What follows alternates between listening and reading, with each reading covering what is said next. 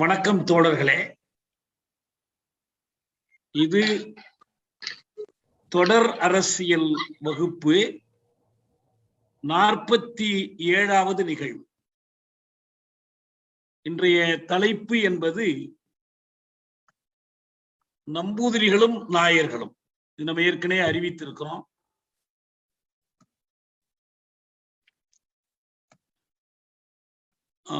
நாம் இந்த தமிழ்நாட்டினுடைய கல்வி வரலாறு பற்றி பார்க்கும்போது ஒவ்வொரு மன்னர்கள் ஆட்சி காலங்கள்ல அதுக்கு முன்னால எப்படி இருந்துச்சு, சங்க காலம், சங்கம் மருவிய காலம், களப்பிரர் காலம், பல்லவர் காலம், பாண்டியர் காலம், சோழர் காலம் என்று பார்த்து கொண்டு வந்தோம்.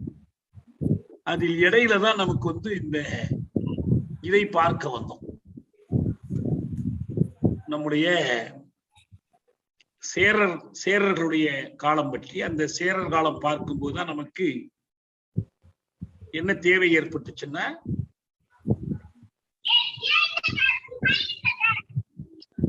ஒரு நிமிடம் கேரளத்தினுடைய சேரநாடு என்பது கேரளமாக மருவி இந்த கேரளத்தில் எப்படி இந்த அமைப்புகளில் மாற்றம் ஏற்பட்டது. இடையில் எழுந்த ஒரு கேள்வி என்னன்னா, நம்பூதிரிகள் என்று சொல்லப்படுகிற அந்த ஆரிய பார்ப்பனர்கள் எப்ப வந்தாங்க, எங்கிருந்து வந்தார்கள், அவங்களுடைய மூலம் என்ன, அவங்களுடைய பழக்க வழக்கங்கள் என்ன என்பதை பார்க்க வேண்டிய ஒரு தேவை நமக்கு எழுந்துச்சு. அந்த அடிப்படையில் தான் நாம் இன்றைக்கு அவங்களுடைய வரலாற்றை பார்த்து கொண்டிருந்தோம். அப்படி பார்க்கும்போது நமக்கு சென்ற முறை நாம் நம்பூதிரிகளுடைய சில சமூக பழக்க வழக்கங்கள், சாதி கட்டுப்பாடுகளை பற்றி தொட்டு வைத்தோம். அதுக்குள்ள நம்ம விரிவா போகல. நம்ம இந்த வகுப்புல போகலான்னு சொல்லியிருந்தோம். இப்ப அந்த வகுப்பு முடிந்த பிறகும் சில கேள்விகள் நமக்கு எழுப்பப்பட்டன. அதையெல்லாம் மனதில் கொண்டுதான் நாம் இந்த வகுப்பில் அந்த செய்திகளை நாம் எடுத்துக்கொள்ள போறோம். இப்போ முதலாவதாக நம்ம போன முறை இந்த தாத்ரி குட்டி என்று ஒரு பெண்ணை பற்றி பேசணும். அந்த பெண்ணுடைய கதை என்பது கேரள வரலாற்றில் ஒரு முக்கியமான ஒரு கதையாக அமைந்திருக்கு. அந்த சமூகத்தில் ஒரு பெரிய பண்பாட்டு மாற்றத்தை உண்டாக்கிய ஒரு கதை. அது ஒரு கதை மட்டுமல்ல. இன்றைக்கு நாம் முதலில் ஒரு 4 கதைகளை நான் ஒவ்வொன்றாக சொல்றேன். இந்த கதைகளுக்கு இடையிலான தொடர்பு இழை என்ன என்பதிலிருந்து நாம் அந்த வரலாற்றுக்குள்ள போகலாம். இந்த 4 கதைகளிலும் வரக்கூடிய பெயர்களை நீங்க நல்லா நினைவு வைத்துக் கொள்ளுங்கள். முதலாவது பெயர் நாம் யாரை பற்றி பார்க்க போறோம்னா, கேரளத்தில் கொல்லங்கோட்டை சேர்ந்த மேலங்கத்து கோபாலமேனன். மேலங்கத்து கோபாலமேனன் என்ற பெயரை மட்டும் நல்லா நினைவு வைத்துக் கொள்ளுங்க. இந்த மேலங்கத்து கோபாலமேனன் என்பவர், அப்ப கேரளாவில் 3 அரசுகள் இருந்தன. ஒன்று திருவிதாங்கூர், இன்னொன்று கொச்சி, 2க்கும் இடையில கோழிக்கோடு. இந்த கோழிக்கோடு அரசினுடைய அரசர்களுக்கு சாமுத்திரிகர் வம்சம்னு பேர். ஏன்னா அவங்க கடலோரத்தில் இருந்த அரசு, எனவே அவர்களுக்கு அப்படி ஒரு பேர் இருந்துச்சு. அவங்க முதல்ல சிற்றரசர்களா தொடங்கி பிறகு கொச்சிக்கு மேல பெரிய அரசாக அவங்க வளர்ந்தாங்க. அந்த அரசாங்கத்தில் இந்த வரி வசூலிக்கிற பொறுப்பில் நாம சொல்லக்கூடிய இந்த மேலங்கத்து கோபாலமேனன் இருந்தார். அவருடைய முக்கியமான ஒரு பொறுப்பாக அது இருந்துச்சு. அதுக்கு நம்ம இப்ப தாலுகா மாவட்டம்னு பிரிக்கிற மாதிரி இந்த வரி வசூல் பகுதிக்கு அவர்கள் அம்சம் என்று ஒரு பெயர் கொடுத்திருந்தாங்க. அந்த பெயர்ல தான் அவர் செயல்பட்டு கொண்டிருந்தார், மேலங்கத்து கோபாலமேனன். அப்படி அவர் வேலை செய்யும் போது ஒரு ஏரியாவில் அவர் நிலவரி வசூலிக்கணும். அந்த பகுதிக்கான நீதிபதியாகவும் அவர் தான் இருப்பாரு. அவர் திருமணம் செய்து கொண்டது இரிஞ்சாலக்குடாவை சேர்ந்த வட்டப்பரம்பில் மீனாட்சி அம்மா. இந்த இல் என்று வருவது எல்லாமே இல்லத்தை குறிக்கும். நம்ம தமிழ்ல உள்ளது தானே, இல்லறம், இல்லால். அந்த ஒவ்வொரு குடும்பம் ஒரு பேரா இருக்கும். பின்னால நம்ம அதை பத்தி இன்னும் கொஞ்சம் விளக்கமா பார்ப்போம். அப்படி இருக்கும்போது 1903ஆம் ஆண்டில் திருச்சூர் அருகில் குன்னம்குளம் என்ற ஊரில் நம்பூதிரி மனையில் இருந்த ஒரு பெண் கருவுற்றார். அப்ப நம்பூதிரி பெண் ஒருத்தி அப்படி கருவுற்றால் அதை விசாரணைக்கு உட்படுத்துவாங்க. ஏன்னா அவ்வளவு எளிதல்ல. ஒரு நம்பூதிரி பெண் அப்படி ஒழுக்கம் தவறி போக முடியாது. அவ கிட்டத்தட்ட ஒரு சிறை போல அடைத்து வைக்கப்பட்டிருக்கிறவ. அவளுக்கென்று நிறைய கட்டுப்பாடுகள் உண்டு. அதனால அவள்கிட்ட விசாரிக்கிறாங்க, நீ எதனால் கருவுற்றாய் என்று அவள்கிட்ட விசாரிக்கிறாங்க. அப்படி விசாரிக்கும் போது அவள் யாரை காட்டுறாருன்னா இந்த மேலங்கத்து கோபால மேனனை காட்டுறார். அப்படி காட்டும் போது அவர் மேல் நடவடிக்கை எடுத்தாகணும். ஆனா அவரு இருக்கிற பகுதி திருவிதாங்கூர் பகுதி. அப்ப அந்த நேரத்தில் இந்த ஸ்மார்த்த விசாரத்தை அரசு தடை செஞ்சிருச்சு. ஆனா மற்ற பகுதிகளில் இருந்துச்சு. ஆனா குற்றம் நடந்த பகுதி கோழிக்கோடு பகுதி. அதனால வேண்டி அந்த நம்பூதிரி பெண்ணை சாதியை விட்டு விலக்கிடுறாங்க. அவளால் சுட்டி காட்டப்பட்ட யாரோ நம்பூதிரிகள் எல்லாம் பேர் சொல்றான். பல பேரை சொல்லணும், ஒரே ஒருத்தரை சொன்னா போதாது. இந்த மாதிரி ஒழுக்கம் தவறிய பெண்கள் பல பேரை சொன்னாதான் அவளை விபசாரின்னு சொல்லி எதுவும் செய்ய முடியும். ஒரே ஒருத்தர்னா அது ஒரு தரம் தவறுனது ஆயிடும். எனவே இப்படி பல பேரை சொல்றதுல ஒரு பேராக இந்த கோபால மேனனை சொல்றேன். மேனன் என்ற பட்டம் யாருக்கு வரும்னா, நாயர்களுக்குள்ள அரசு அதிகாரிகளா வரி வசூல் நிதி பொறுப்புகளை வகிக்கிற நாயர்களுக்கான பட்டம். நம் கிருஷ்ணமேனன், இன்னும் பல பேர்களை நம்ம கேள்விப்பட்டிருக்கோம். அந்த காலத்து வழக்குப்படி அப்படி அவரு கோபால மேனன் நாடு கடத்தப்பட்டார். நாட்டை விட்டு வெளியே போக சொல்லிட்டாங்க, அல்லது அவருடைய பகுதியை விட்டு வெளியே போயிட்டார். மீனாட்சி அம்மா கணவனை விவாகரத்து செய்து விட்டார். இந்த அளவில் இந்த கதையை நல்லா ஞாபகம் வச்சுங்க. மேலங்கத்து கோபால மேனன் பிறகு என்ன ஆனாருங்கிறத நம்ம அடுத்து பார்ப்போம். இரண்டாவது கதை இது 1893 நடந்த கதை. திருச்சூர் அருகில் வெங்கடங்குங்கிற ஊர்ல வடவர்கோட்டு மனை என்ற நம்பூதிரி இல்லத்துல 15 வயது பருவமடைந்த ஒரு பெண். அவள் குளத்தில் குளித்து விட்டு வருகிற போது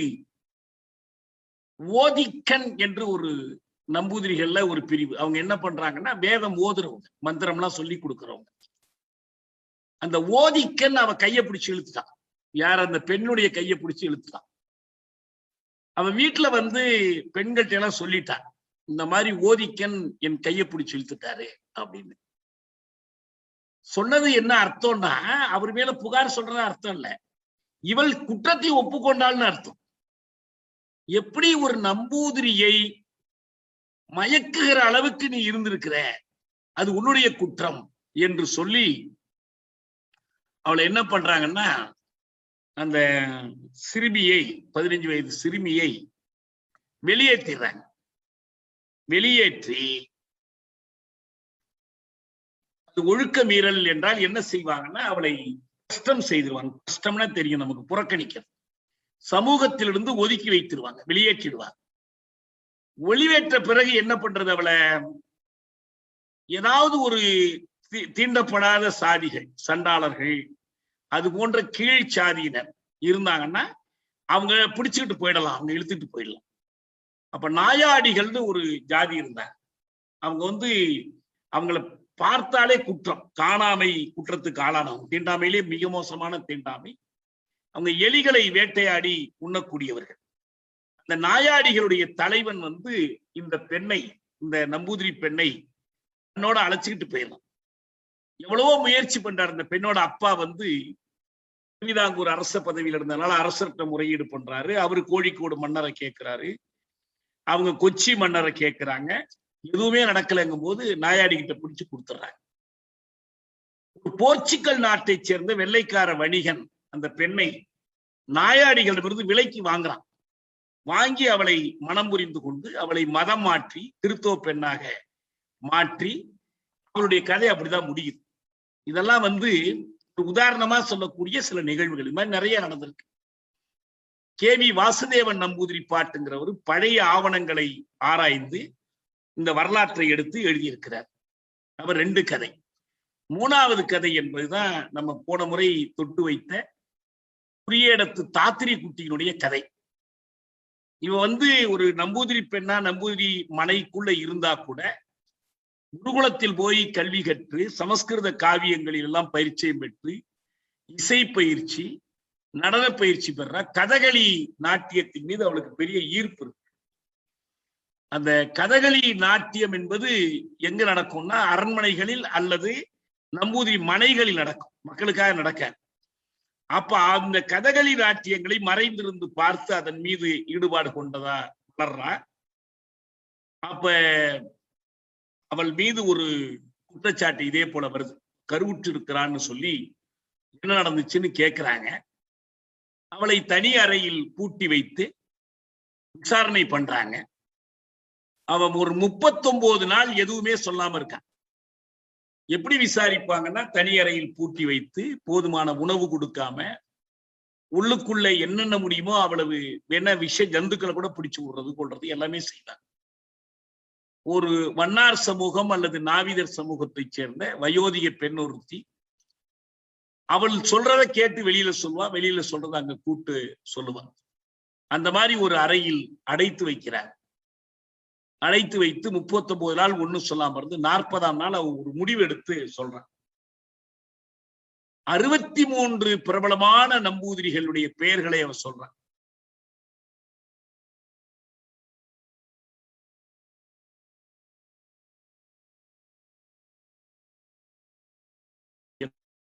தலைவர், அந்த விசாரணை குழுவில் இருந்த மற்ற பெயர்கள் எல்லோரையும் சொல்ற. அவளுடைய தந்தை, அவளுடைய சகோதரன், அத்தனை பேரையும் சொல்றாங்க. ஏன்னா அந்த மூசாம்பிரின்னு பேரு மூத்த நம்பூதிரிக்கு. அந்த மூசாம்பிரி என்பவன் ரொம்ப வயோதிகன். அவனுக்கு குழந்தை பிறக்காதுங்கிறதுனால அவனுடைய தம்பிக்கு திருமணம் பண்ணி வைக்கிறார். ஆனா தம்பி திருமணம் பண்ணி கொண்டா கூட முதலிரவில் மூத்தவனோடு தான் இருக்கணும். அதுல இருந்து அவ பார்த்தா ஒண்ணுமே முடியாதுங்கிறதுனால அவ இதை விட்டு இதை கலகமா ஆக்கி தன்னுடைய உடலை ஒரு ஆயுதமாக்கி இந்த எல்லோரையும் இழுத்து விடுறான். நான் போன முறையே சொன்னேன். அந்த கடைசியா 64வது ஒருத்தர் இருக்கிறாரு. இதோ பாரு இந்த மோதிரம் சான்று, நான் சொல்றதுன்னா பேர் சொல்றதுன்னா சொல்றேன் அப்படின்னு அந்த பேரை சொல்லியிருந்தான்னா விசாரிக்கிறதுக்கோ தண்டனை கொடுக்கவோ ஆள் இருந்திருக்காரு. ஏன்னா அந்த மன்னருடைய மோதிரம் அல்லது மன்னருக்கு நெருக்கமான ஒருத்தருடைய மோதிரம் என்பதுதான். இந்த மாதிரி யாரை வேணாலும் குற்றஞ்சாட்டினா இந்த பொய் குற்றச்சாட்டா உண்மை குற்றச்சாட்டா என்பதை எப்படி தெரிந்து கொள்வது? அதற்கு என்ன விசாரணை முறை? ஒரே ஒரு முறைதான் இருக்கு. ஒரு நம்பூதிரி ஒருத்தர் தன் மீதான இந்த குற்றச்சாட்டு பொய், அல்லது ஒரு நாயர் வேறு ஜாதியை சேர்ந்த யாரு வேணாலும் இது பொய் என்று அவர் கருதினால் அதை நிரூபிப்பதற்கு கைமுக்கு சோதனைன்னு ஒரு சோதனை இருக்கு.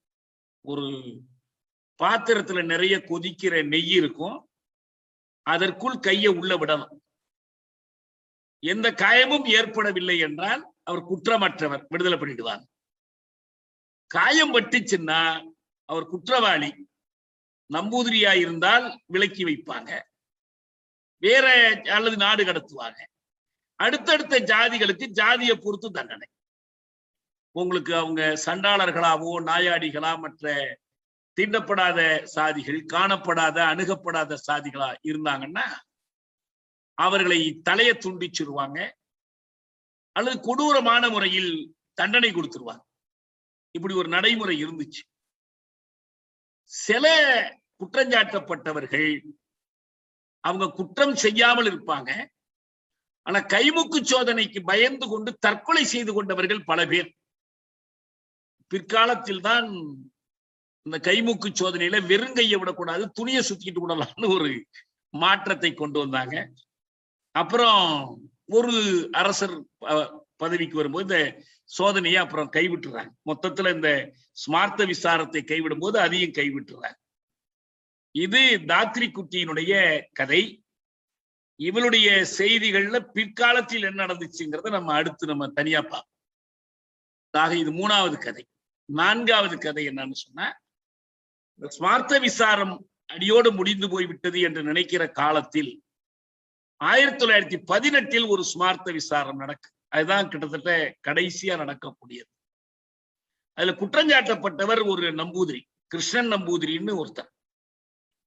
அந்த கிருஷ்ணன் நம்பூதிரி இந்த அவமானம் பொறுக்க முடியாமலோ தண்டனைக்கு அஞ்சியோ தற்கொலை செய்து கொண்டு இறந்து போயிறார். இந்த செய்தியை அவருடைய மகன், அவர் பல்கலைக்கழகத்துல பல்கலைக்கழக பதிவாளராக பணியாற்றியவரே, அவர் தன்னுடைய சுயசரிதையில இதை பத்தி எழுதுறார். அவர் தான் அந்த ஏஎம்என் சாக்கியார்னு பேரு அவர் எழுதுறார். அந்த கதையை அவர் எழுதுறாரு.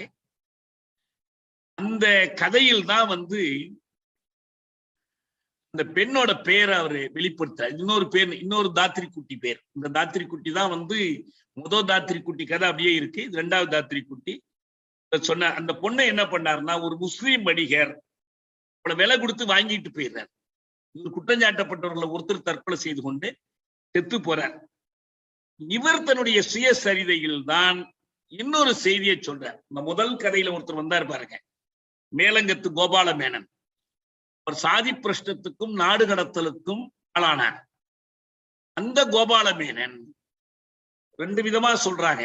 அது என்னன்னு நம்ம சுலபமா தெரிஞ்சுக்கலாம். ஒண்ணு என்னன்னா, அவர் அங்கிருந்து வெளியேறி, நாட்டை விட்டு வெளியேறி, கோபால மேனன் என்ற அந்த நாயர், அந்த நேரத்துல நிறைய பேர் இலங்கைக்கு போய் கொண்டிருந்தாங்க. தோட்ட தொழில் உருவாகி கொண்டிருந்தது. தமிழ்நாட்டிலிருந்து கேரளாவில இருந்தா நிறைய பேர் அங்க போனாங்க. அதுல ஒருத்தரா அவர் போறார். அங்க போய் ஏதோ வேலை செஞ்சு பிழைச்சுக்கலாம்னு போறாரு. ஒன்று இங்கேயே ஒரு திருமணம் பண்ணி கொண்டு சத்தியவதி என்ற ஒரு பெண்ணை திருமணம் பண்ணி அழைத்து கொண்டு போனதாகவும் சொல்றாங்க. அல்லது அங்க போய் திருமணம் பண்ணிக்கிட்டார். ரெண்டு வரலாற்றுல 2 விதமா எழுதியிருக்கிறார். கொழும்பு போய் அங்கிருந்து கண்டிக்கு போயிடுறார். கோபால மேனன் மீது வந்தது ஒரு பொய் பழி. அவர் உண்மை இல்லைன்னு நினைக்கிறாரு. அதனால ரொம்ப சோர்ந்து நோயுற்று போறாரு. அந்த சத்தியவதி விட்டுட்டு மனைவி 2 ஆண் குழந்தைங்க பிறக்கிறாங்க. இறந்து போறார். அந்த மேலங்கத்து கோபால மேனனுடைய மனைவி அந்த தன் 2 குழந்தைகளையும் அழைத்து கொண்டு பிழைப்பு தேடி இந்தியாவுக்கு வர்றார். இலங்கையிலிருந்து இங்க சென்னையில் வாழ்க்கை நடத்தி 2 பிள்ளைகளையும் நாடக கம்பெனியில சேர்த்து விடுறாங்க. நாடக கம்பெனி நடிகர்களாக இருந்து பிறகு அவர்கள் 2 பேரும் மிகப்பெரிய பிரபலங்களாகிறாங்க. அவங்கதான் எம்ஜி சக்கரபாணியும் எம்ஜி ராமச்சந்திரனும். எம்ஜிஆருடைய பின்னணி இந்த கோபால மேனனுடைய மகன் தான் எம்ஜிஆர். அதனால்தான் எம்ஜிஆர், மேலங்கத்து கோபால மேனன் மகன் ராமச்சந்திரன், எம்ஜிஆர்ங்கிற பேர் அப்படிதான் இந்த முதல் கதையும் 4வது கதையும் இப்படி தொடர்புபடுத்தப்படுது. அடுத்து இந்த 3வதா நம்ம தாத்ரி பற்றி சொன்னோம் பார்த்தீங்களா. தாத்ரி என்ன ஆனார் என்பது அது ஒரு சுவாரஸ்யமான கதை. ஏன்னா அந்த தாத்ரியை பொறுத்த வரைக்கும் கேரள சமுதாயத்தினுடைய பார்வையில் காலத்துக்கு காலம் மாற்றங்கள் வந்தன. ஒரு கட்டத்தில் தாத்ரிய ஏதோ ஒரு காம வேட்கைக்கு ஆளாகி ஒழுக்கங்கெட்ட ஒரு பெண் என்று பார்த்த ஒரு பார்வை இருந்துச்சு. அதுக்கு பிறகு பிற்காலத்தில் தாத்ரி குட்டியை ஆதிக்கப்பட்ட ஒரு அபலை பெண் என்று பார்த்தாங்க. அதற்கு பிறகு என்ன பார்த்தாங்கன்னா, ஒரு பெண்களுக்கு இழைக்கப்பட்ட சமூக நீதிக்கு எதிராக உடலை ஆயுதமாக்கி போராடியவள், அவள் கலகம் செய்தவள் என்று அவளை போற்றினார். அந்த தாத்ரி குட்டி பிற்காலத்தில் என்ன ஆனால் என்பதுதான் நம்ம இப்ப அடுத்து தெரிஞ்சு கொள்ள வேண்டியது. அவங்க என்ன ஆனாங்கன்னா, அந்த தாத்ரி குட்டியை பொறுத்த வரைக்கும் இந்த மாதிரி சமுதாயத்தால் விளக்கப்பட்ட பெண்ணை நம்பூதிரி சமுதாயம் ஏற்றுக்கொள்ளாது. வேற எந்த சாதியிலையும் அவர் சேர முடியாது. தாழ்த்தப்பட்டோர் அழைச்சிட்டு போனா போலாம், அவ்வளவுதான். இந்த முதல்ல ஒருத்தர் பார்த்தோம் பாருங்க, அது போல அழைச்சிட்டு போலாம்.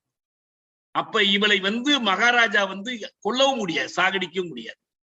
எனவே எங்கேயாவது ஒரு இடத்துல அவளுக்கு இடம் ஒதுக்கி கொடுத்து அவளை வாழ்க்கை நடத்துவதற்கு ஏற்பாடு பண்ணணும். பிரியாற்றுக்கரையில ஒரு மயானத்தில் அவளுக்கு ஒரு வீடு ஒதுக்கி கொடுக்குறாங்க. அங்கதான் போய் அவளுக்கு ஒதுக்கப்பட்டது. ஆனா அங்க வாழ்ந்ததற்கு சான்று இல்லை. ஆனா இறந்தும் போகல. அவ வேறு பல பெண்கள் எப்படி ஒதுக்கப்பட்ட பல பெண்கள் அந்த நேரத்தில் என்ன பண்ணுவாங்கன்னா, அங்கிருந்து பக்கத்துல இருக்கக்கூடியது பாண்டி நாடுதான், அதாவது தமிழ்நாடு. பாண்டி தேசம் ஏன் இந்த பாண்டின்னு பேர் வந்துச்சுங்கிறத பத்தி நான் அப்புறம் சொல்றேன். அவங்க தமிழ்நாட்டுக்கு அடைக்கலம் தேடி வந்துருவாங்க. தமிழ்நாட்டில் ஆங்கிலோ இந்திய ஒருத்தர், அவர் கிறிஸ்தவரு, இவரை திருமணம் பண்ணி கொள்றாங்க. ஒரு 3 பெண் குழந்தைகள், 3 குழந்தைகள், 2 பெண்கள், ஒரு ஆண் இருக்கிறாங்க. இவங்க என்ன ஆனாங்க என்று சொல்லி பார்க்கிறாங்க. அந்த ஆங்கில இந்திய கிறிஸ்தவர் திருச்சூரை சேர்ந்தவர், அவர் தான் விலை கொடுத்து வாங்கி கொண்டு வந்து மனம் பண்ணி கொள்றார். கேரளத்தில் வாட முடியாமல் தமிழகத்துக்கு திருச்சி அருகே பொன்மலை ரயில்வே தொழிற்சாலையிலும் சென்னையிலும் வாழ்க்கை நடத்துறாங்க. இது வாரிசுகளை பற்றி ரொம்ப ஆராய்ந்து கடைசியா என்ன பார்த்தாங்கன்னா, தாத்ரி குட்டியினுடைய மகள் வயிற்று ஏத்திதான் செம்மீன் படத்தில் நடிச்ச ஷீலா என்பதை தூகமா சொல்றாங்க, உறுதியா சொல்லல. பல பேர் இந்த ஆய்வை பண்ணி பார்த்து இதான் சொல்றாங்க. அப்ப இது தாத்ரி குட்டிக்கும் இந்த அவளுடைய வருங்காலத்துக்கும் அல்லது தமிழ்நாடு இதற்கும் உள்ள தொடர்பு. தாத்ரி குட்டியை பொறுத்த வரைக்கும் வரலாற்றில் அவள் இவ்வளவு பெரிய தாக்கம் செலுத்தியதற்கு பிறகு, இன்னும் சொல்ல போனால் தாத்ரி குட்டியினுடைய அந்த ஸ்மார்த்த விசாரம் தான் இந்த ஸ்மார்த்த விசாரம் என்ற நடைமுறையே கைவிடுவதற்குரிய ஒரு அதிர்ச்சியை அந்த சமூகத்தில் ஏற்படுத்தியது. அவளால் பாதிக்கப்பட்டவர்களும் சரி, அவளை பாதிப்புக்குள்ளாக்கியவர்களும் சரி, அது போல ஒரு நிலை ஏற்பட்டதுனால அந்த கதாபாத்திரம் என்பது பல திரைப்படங்களுக்கும் மற்றதுக்கும் காரணமா அமைந்தது. 74ஆம் ஆண்டு பிரஸ்து என்று ஒரு பிரபலமான நாவலை மாடம்பு குஞ்சுக்குட்டன் எழுதினார். அந்த நாவல் தான் 1975 திரைப்படமா அதே பிரஸ்துங்கிற பேர்ல வெளிவந்துச்சு. நம்ம தமிழ்நாட்டுல பிரபலமா இருந்தாங்களே நடிகை சுஜாதா, அப்பதான் முதல்ல புதுமுகமா அறிமுகமாகி அந்த படத்துல துணிச்சலா நடிச்சிருந்தாங்க. பிற்காலத்தில் அவளூர் தொடர்கதையில நடிச்சாங்க. 2002 எம்.டி. வாசுதேவன் நாயர் எழுதி ஹரிஹரன் இயக்கிய பரிணயம், சில பேர் நீங்க இந்த படத்தோட பேர் எனக்கு அனுப்பியிருந்தீங்க, ஆனா இந்த படத்தோட பேர் பரிணயம் என்று பேர். இது தாத்ரி குட்டியினுடைய கதையை சொல்லக்கூடியது. தாத்ரியாக நடிச்சது நடிகை மோகினி, அந்த ஸ்மார்த்தன் நம்பூதிரி விசாரிக்கிறவனாக திலகனும், அந்த மூசாம்புரி அந்த நம்பூதிரி குடும்பத்து மூத்தவராக நெடுமுடி வேணுவும் நடித்திருந்தாங்க. இன்னும் கொஞ்சம் 20 ஆண்டு பின்னுக்கு நடக்கிற மாதிரி அந்த கதையை மாத்திருந்தாங்க. இதுல ரொம்ப முக்கியமான ஒரு கதாபாத்திரம் யாருன்னா, இவருடைய கதையில அந்த ஒரு கதகளி கலைஞன் தான். இந்த கதகளி கலைஞன் அவனுடைய பெயரையும் இவன் வெளிப்படுத்துறார். அவளால் பெயர் வெளிப்படுத்தப்பட்ட பல பேரு உண்மையோ பொய்யோ அவள் மீது கடுமையான வருத்தம் கொண்டார்கள், ரொம்ப பாதிச்சு. ஆனா அவன் மட்டும்தான் அவளை எந்த குற்றச்சாட்டும் சொல்லல. அது மட்டுமல்ல, கதகளி கலையின் மீது இருந்த ஆர்வம் இதுதான் தன்னோடு அவளுக்கு, ஏன்னா அவனை வர சொல்லுகிற போதே நீ கதகளி கலைஞனாக வேடமிட்டு வரணும். ஒரு கவிஞர் எழுதுறார், அவள் உறவு கொண்டது அந்த மனிதனோட அல்ல, அந்த மனிதன் நடித்த பாத்திரங்கள் ஆன கதாபாத்திரங்களோட. இன்னொன்று, அந்த பாத்திரங்களில் முக்கியமானது என்னன்னா, நிறைய அசுர பாத்திரங்கள், இந்த பசீகன் அந்த மாதிரி சில பேர்கள்லாம் சொல்றாங்க, அந்த பாத்திரங்களில் அவன் நடிச்சான் அப்படின்னு சொல்றாங்க. அப்படி இருந்த ஒரு சமூகம் தான் அந்த சமூகம்.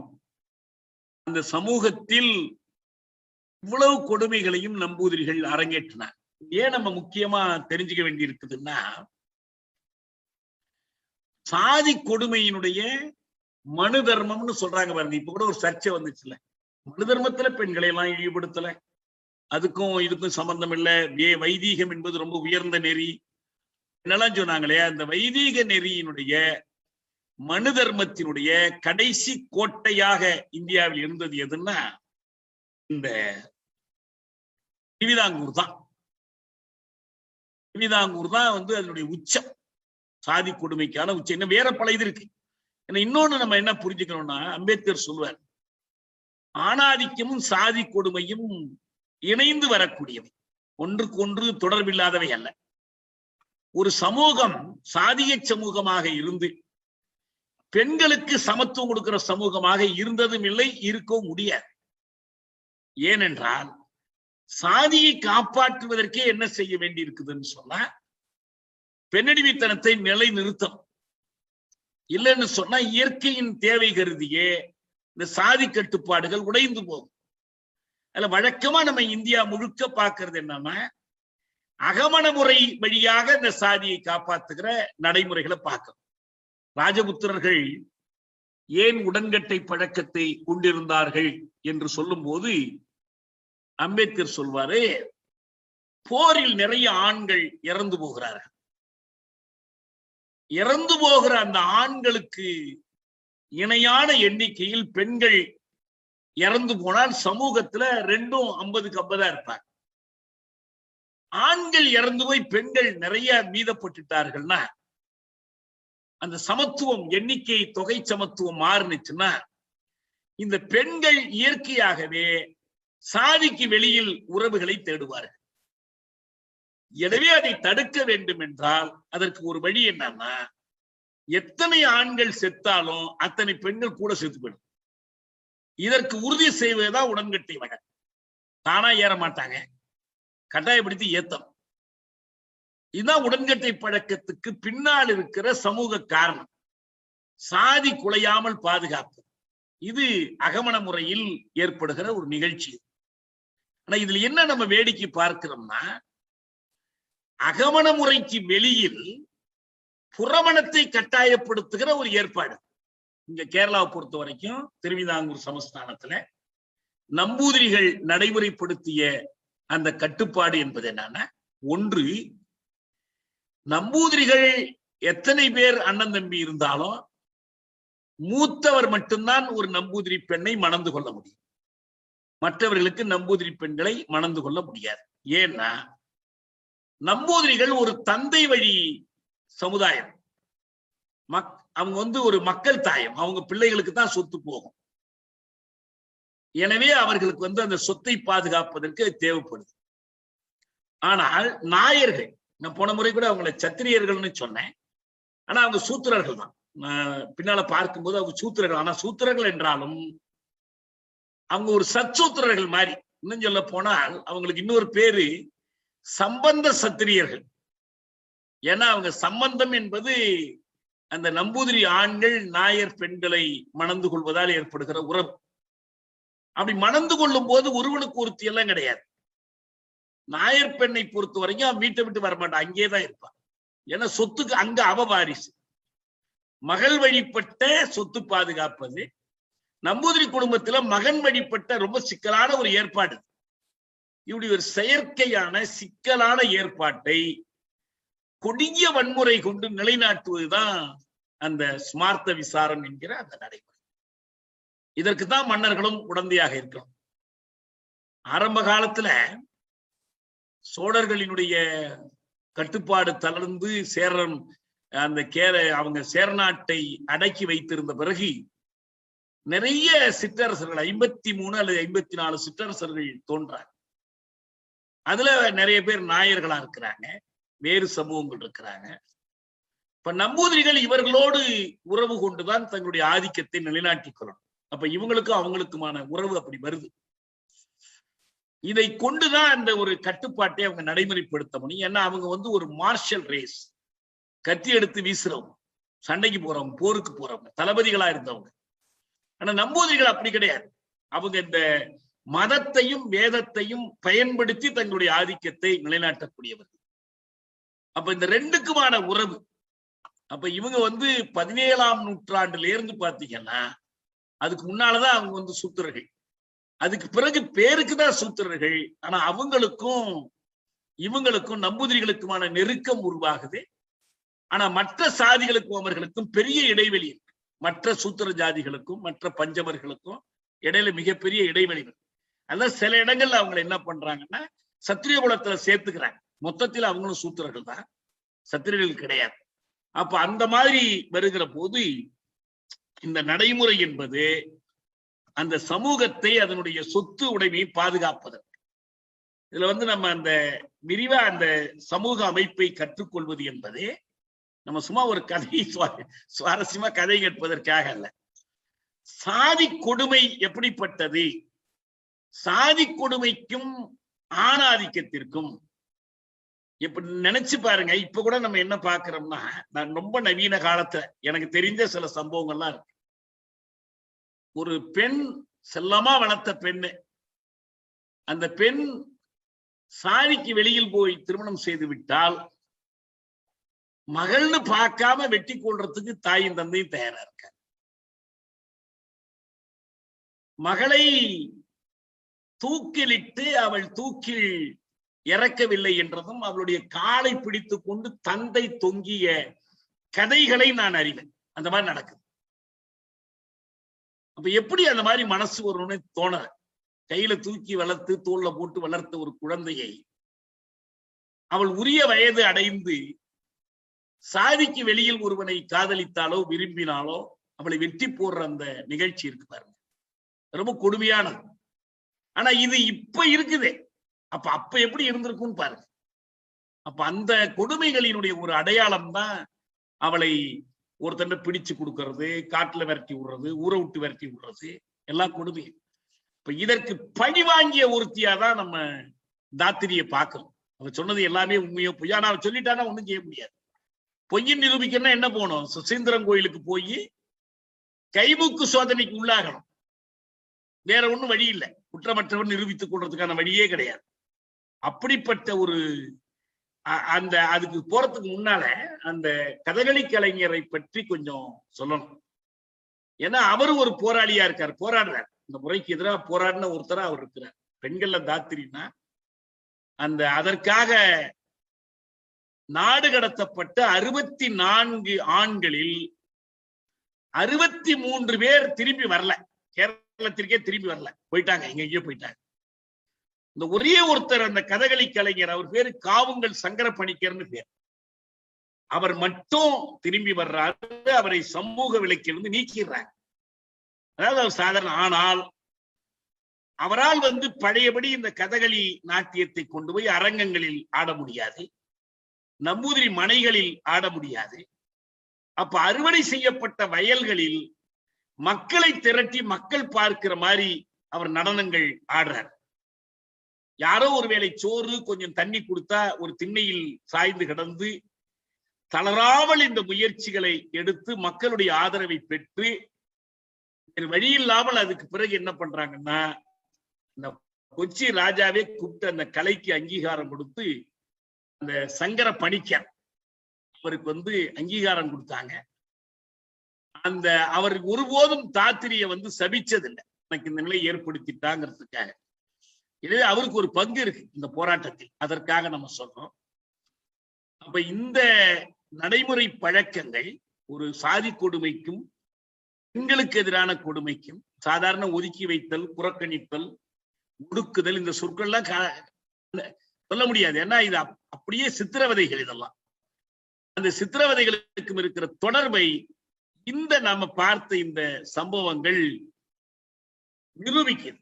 மகாராஜா சுவாதி திருநாள்னு பிற்காலத்தில் அவர்தான் நல்ல கடுமையான எதிர்ப்பு ஏற்பட்டு அந்த சமூகத்தில் எக்கச்சக்கமான சிக்கல்கள் உருவாகி பல பேரு நாடு கடத்தப்பட்டு அதுக்கு பிறகுதான் இந்த பழக்கத்தை அவங்க நிறுத்துறாங்க.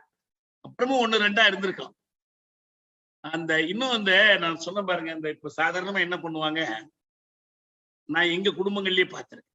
இந்த மகள் பெற்றோர் விருப்பத்தை மீறி போயிட்டான்னா அவ செத்துட்டுதா கருதி நான் போய் இந்நேரத்துக்கு தலைமொழிக்கிட்டு வரேன்னு தலைமொழிக்கிட்டு வருவாங்க. ஏன்னா அவ செத்துட்டாலாம். இவங்க விரும்புற மாதிரி வாழ்க்கை அமைத்துக் கொள்ளாமல் அவள் தன்னுடைய வாழ்க்கையை தானே தேர்ந்தெடுத்துக் கொண்டாள் என்று சொன்னா அவளுக்கு அதே போல இங்க படியடிச்சு பிண்டம் வைத்தல்னு பேர், செத்துட்டுதா கருதி அதுக்கான சடங்குகளை செய்திருவாங்க. இந்த மாதிரியான ஒரு கொடுமை நிகழ்ந்தது.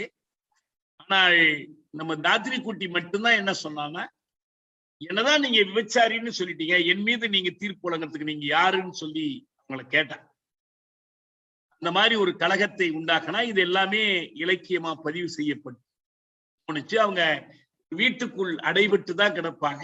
அவங்களுக்கு பேரு அந்தர்ஜனங்கள், தமிழ்ல அகத்தம்மான்னு பேரு.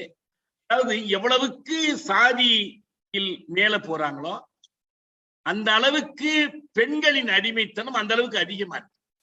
உதாரணமா இப்ப பார்ப்பன சமூகத்தில் இருக்கிற பெண்ணடிமைத்தனம் என்பது கீழே போக போக இருக்காது. இப்ப தாழ்த்தப்பட்ட மக்கள் மத்தியில சமத்துவம் இருக்கும், பேசுற முறை, பழகிற முறை. ஏன்னா 2 பேரும் உழைக்கணும், 2 பேரும் வேலை செய்யணும்.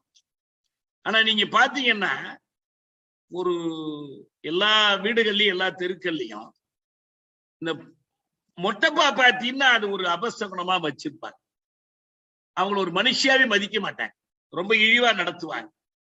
ஏன்னா அவங்களுக்கு மறுமணம் கிடையாது, எதுவும் நல்ல காரியங்கள்ல அவங்க கலந்துக்க முடியாது, அபசகுணமா கருதி விரட்டி அடிப்பாங்க. இந்த மாதிரி சம்பவங்கள் எல்லாமே நடக்கும். இப்ப இதான் இந்த ஸ்மார்த்த விசாரம் என்ற நம்பூதிரி சமுதாயத்தினுடைய பெண்களுக்கு எதிரான அடக்குமுறைக்கான ஒரு இதை தவிர வேற என்னென்னலாம் யோசிச்சு பார்த்தீங்கன்னா, இந்த ஒரே ஒரு நம்பூதிரி பெண்ணை தானே அவரு மூத்தவர் கல்யாணம் பண்றார்.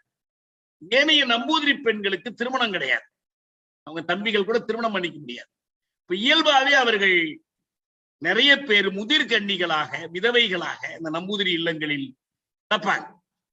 அவங்களுக்கு எந்த வருங்காலத்தின் மீதான எந்த நம்பிக்கை இல்லை, பசுமை இல்லை. வெளியில போனா கூட குடைபிடித்துக் கொண்டு அந்த குடையினால் முகத்தை மறைத்து கொண்டுதான் போகணும். இது போன்ற பல கட்டுப்பாடுகளுக்கு உள்ளாகித்தான் அவங்க இருந்தாங்க.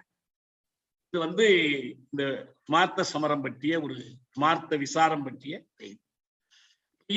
இதுக்கு இணைகரா அங்க நடந்த சாதி கொடுமைகள் இதுவும் சமகாலத்துலதான் ஒன்னாதான் நடக்குது. அந்த சாதி கொடுமைகளுக்கு சான்றாக நமக்கு அது சாதி கொடுமைகளுக்கு எதிரான போராட்டங்கள். இதற்கான ஒரு சில வழிகளை பார்க்கணும். ஒரு போராட்டம் நம்ம எல்லோரும் கேள்விப்பட்டிருக்கிற ஒண்ணுதான் இந்த தோல் சீலை போராட்டம் என்ற ஒன்று. நம்ம ஒரு வேடிக்கை என்ன பார்க்கிறோம்னா, இஸ்லாமியர்கள் பர்தா போடுறது, எல்லாத்தையும் முகத்தை உட்பட எல்லாத்தையும் மறைச்சுக்கிட்டு போகணும், இந்த பெண்ணடிமைத்தனம். இங்க திருவிதாங்கூர்ல பாத்தீங்கன்னா நேர் எதிராக மறைத்து கொண்டிருந்தால் மேல் சாதியினரை அவமதிப்பது. இந்த பெண்கள் அணியேறி நாடார், நாயார், ஈழவர், புலையர் 18 சாதிகளை சேர்ந்த பெண்கள் மார்பகத்தை திறந்து போட்டு கொண்டுதான் நடமாடணும். அவங்க மார்பகத்தை ரவிக்க போடக்கூடாது. மேல நம்ம சேலை இல்ல, சரியா சொன்னா சீலை, துணியை மேல போட்டுக்கிறது தான். சேலை கட்டுறதுங்கெல்லாம் ஒண்ணும் கிடையாது. ஒண்ணு ரவிக்கை, 2வது மேல ஒரு துணியை போட்டுக்கிறது. இதெல்லாம் அணியக்கூடாது, மேலாடை அணியக்கூடாது. இதற்குத்தான் அவர்கள் தோல் சீலைன்னு சொன்னாங்க. உள்ள கிடக்கிற இதற்கு எதிராக ஒரு போராட்டத்தை அங்க நடத்த வேண்டி வந்துச்சு. போராட்டம் பற்றி நிறைய நூல்கள் வெளிவந்திருக்கு. அதுல நிறைய முரண்பட்ட கருத்துக்களும் இருக்கு. யாருக்கு எந்த அளவுக்கு அதுல பங்கு உண்டு என்பதை பற்றி முரண்பட்ட கருத்துக்கள் இருக்கு. நம்ம பொறுத்த வரைக்கும் அதுக்குள்ள ரொம்ப நம்ம ஆழமா அந்த முரண்பாடுகளுக்குள்ள போக வேண்டாம். ஒரு கொடுமை இருந்துச்சு. அதாவது உடுமுண்டு என்று சொல்லி ஒற்ற வேட்டிய மேல சுத்திக்கிறது, அப்புறம் மார்பு துண்டு, அப்புறம் மார்பகங்களை மறைக்கக்கூடிய கச்சை போன்ற ஒன்று. இது சாதிக்கு சாதி மாறுபடும். ஒவ்வொரு சாதிக்கும் இந்த சாதி இதை வச்சுக்கலாம், போட்டுக்கலாம், போராடக்கூடாது என்ற ஒரு கணக்கு வச்சிருந்தாங்க. இதை மீறினால் அவர்களுக்குள்ள மோதல் வரும். ஒரு தாழ்த்தப்பட்ட சாதி பெண் இதை அணிந்திருந்தால் அது நாயருக்காக, நாயர் இப்படி அணிந்திருந்தால் அது நம்பூதிரிக்காக. இன்னும் சில சாதிகள் இருந்தாங்க. இவங்க எல்லாமே அந்த குட்டி சாமியாருங்கிற ஒரு பாட்டு சிவனை நோக்கி பாரு. பூமகள் நிதமுடன் போட்ட தோல் சீலை தன்னை போடாதே என்று அடித்தானே சிவனே ஐயா என்று ஒரு ஆவலாதி பாடல். இது நமக்கு தெரியுது எப்படி அவங்க முறையிட்டு கொண்டார்கள். முதல் கட்டமா ஒரு குறிப்பிடத்தக்க பங்கு வகித்தவர்கள் இந்த புரொட்டஸ்டன்ட் கிறிஸ்தவ பாதிரியார்கள். அவங்க அங்க வந்தாங்க, மதமாற்றம் செய்தார்கள், மதத்தை பரப்புனாங்க. அவங்களுக்கு இது ரொம்ப அதிர்ச்சியா இருந்துச்சு. இப்படி எல்லாம் ஒரு பழக்கம் இருக்க முடியுமா? அவங்க முதல்ல அவங்க அந்த கிறிஸ்தவ பெண்களுக்கு குப்பாயம் அணிகிற உரிமையை கோரினார்கள். அதற்காக அவங்க ஆளுநருக்கு புகார் சொன்னாங்க. ஏன்னா பிரித்தானிய அரசு என்ன செஞ்சாங்கன்னா 1857 சிப்பாய் கழகம் எனப்படுகிற அந்த முதல் இந்திய விடுதலை போராட்டத்திற்கு பிறகு 1858 விக்டோரியா மகாராணியினுடைய சாற்றுரை வெளிவந்துச்சு. கிழக்கிந்திய கம்பெனி கையில் இருந்த இந்தியாவை விக்டோரியா மகாராணி தன் கையில் எடுத்துக்கொண்டாங்க. நேரடியான பிரித்தானிய அரசு இங்க வந்துடுச்சு. அப்படி கொண்டு வருவதற்கு அவர்கள் சொன்ன எடுத்துக்கொண்ட ஒரு முக்கியமான காரணம் என்னன்னா, கிழக்கிந்திய கம்பெனி என்பது இந்தியாவெங்கும் இருந்த குறுநில மன்னர்களோடு மோதிக்கொண்டது. நமக்கு தெரியும், கட்டபொம்மன், வேலு நாச்சியார், திப்பு சுல்தான், இப்படி பல பேர் அதை எதிர்த்து போரிட்டு இருக்கிறாங்க. 1857 இஸ்லாமிய மன்னர்கள், இந்து மன்னர்கள் என்று பல பேரும் முகலாய பேரரசரை நாட்டின் அரசர்னு அறிவிச்சு பிரிட்டனுக்கு எதிராக ஒரு கலகம் செஞ்சாங்க. கலகத்தை தூண்டுவதற்காகத்தான் என்ன பண்ணாங்கன்னா, இந்து சிப்பாய்களுடைய தோட்டாவின் முனையில் சவ்வு மாதிரி பொருத்தி இருக்கிற அந்த கொழுப்பு என்பது அது பசுமாட்டு கொழுப்பு என்றும், இஸ்லாமிய சிப்பாய்கள் பயன்படுத்துகிற தோட்டாவினுடைய கொழுப்பு என்பது பன்றி கொழுப்பு என்றும், அது உண்மையில கதைதான் என்று வரலாற்று ஆசிரியர்கள் சொல்றாங்க. உண்மையில அப்படி இல்லை. ஆனா அவங்க மத உணர்வை கடுமையா காயப்படுத்துகிறது என்பதை காட்டி அவர்களை திரட்டுவதற்கு இந்த ஒரு கதை உருவாக்கப்பட்டது என்றுதான் ரஜினி பாமிதத் இந்தியா டுடே நூல்ல சொல்றார். ஆனா இந்த ரெண்டு தரப்பினருமே அரசின் மீது கோபம் கொண்டிருந்தார்.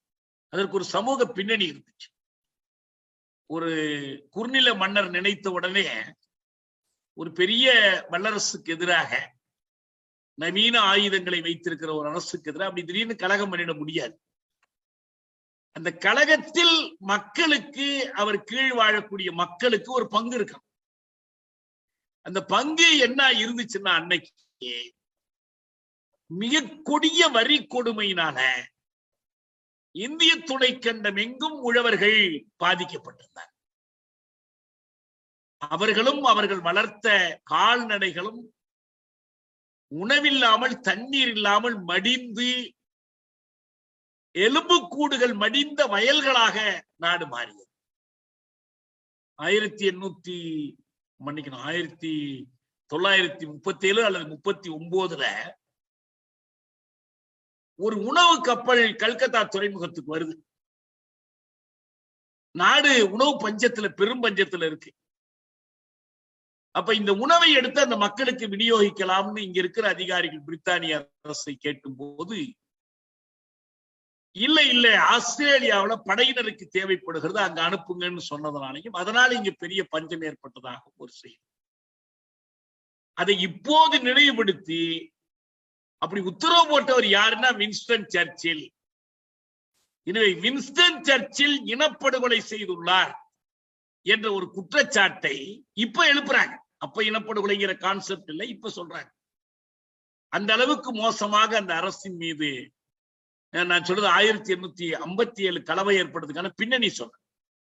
இது பின்னால் நடக்கிறது. ஆனா அப்ப அதுக்கு முன்னால தாதுகளோட பஞ்சம் ஏற்படுது. அந்த பஞ்சத்தை எதிர்த்து மக்களை வாழ்விக்கதான் அந்த முல்லைப்பெரியார் அணை கட்டப்படுது.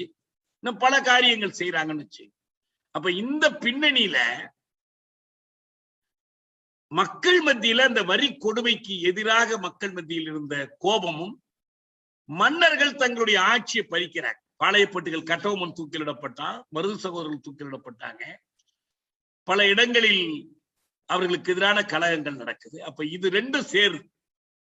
இந்த சிப்பாய்கள் யாரு? அவங்க பிரிட்டனில் இருந்து இங்க அழைத்து வரப்பட்ட வெள்ளைக்காரர்கள் அல்ல. அவர்கள் இந்த நாட்டின் பிள்ளைகள். அவங்க இஸ்லாமியர்களா இருந்தாலும் சரி, இந்துக்களா இருந்தாலும் சரி, இந்த நாட்டின் பிள்ளைகள். லெனின் சொல்வாரு, படையினர் என்போர், படை வீரர்கள் என்போர் சீருடை அணிந்த உழவர்கள் என்று சொல்வார். இந்த உழவர்களுக்கு இருக்கிற அந்த கோபமும் ஆத்திரமும் இந்த சிப்பாய்களிடம் வெடிக்கிறது. அது இதோட இவர்கள் இந்த மத பிரச்சாரம் இருக்குல்ல, மிலேச்ச மதம், நம்ம மதத்தை அவமதிக்கிறாங்க, எல்லாம் சேர்ந்துதான் இந்த 1857 முதல் இந்திய விடுதலை போர் என்கிற அந்த சிப்பாய் கழகம் என்று பிரித்தானிய வரலாற்று ஆசிரியர்கள் குறிப்பிடக்கூடிய, பிரித்தானிய வல்லரசிய வரலாற்று ஆசிரியர் குறிப்பிடக்கூடிய அந்த நிகழ்ச்சி நடந்துச்சு. அதனால இப்ப என்ன பண்ணாங்கன்னா, கம்பெனி கையில இருந்து எடுக்கிறாங்க.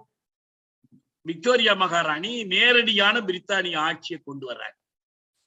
இந்த நேரடியான பிரித்தானிய அரசை கொண்டு வருகிற போது இந்த குறுநில மன்னர்களுக்கு அவங்க ஒரு உறுதிமொழி கொடுக்கிறார். ஏற்கனவே நாங்க கைப்பற்றிய அந்த நிலப்பகுதிகளை தவிர தொடர்ந்து குறுநில மன்னர்கள், சிற்றரசர்கள், அவங்க பொறுப்பில் இருக்கக்கூடிய இந்த அரசுகளில் நாங்க குறுக்கிட மாட்டோம். எங்களுக்கு என்ன உதவியோ அதை நாங்க பெற்றுக்கொள்றோம். எங்களுடைய ஆள் ஒருத்தர் உங்க சபையில வந்து உட்காருவார். ஒரு ரெசிடென்ட் அவருடைய சபையில வந்து மன்னருடைய சபையில இருப்பார். நீங்க உங்க நாட்டுக்குள்ள மக்களுக்கு ஜனநாயகம் கொடுக்குறீங்களா இல்லையா, என்ன சட்டங்களை செயல்படுத்துறீங்க, எவ்வளவு வரி வாங்குறீங்க, என்ன மாதிரியான பொருளியல் பண்பாட்டு இதெல்லாம் நாங்க குறிக்கிட மாட்டோம். நீங்க உங்களுடைய வழிபாட்டு முறைகள், உங்களுடைய பழக்க வழக்கங்கள், சமூக மரபுகள் எதிலும் பிரித்தானிய அரசு குறிப்பிடார். இதுக்கு பேர் தான் விக்டோரியா மகாராணியினுடைய சாற்றுரை, விக்டோரியா டிக்ளரேஷன். அப்ப இந்த டிக்ளரேஷன் மூலம் என்ன ஆயிடுதுன்னா, இதுக்கு முன்னால 1829 இருந்து அந்த தோல் சீலைக்காக போராடிட்டு இருக்கிறாங்க. ஆனா இந்த டிக்ளரேஷன் என்ன பண்ணிடுதுன்னா, இது அவங்க பழக்க வழக்கம், நாங்க குறிக்கிட மாட்டோம்.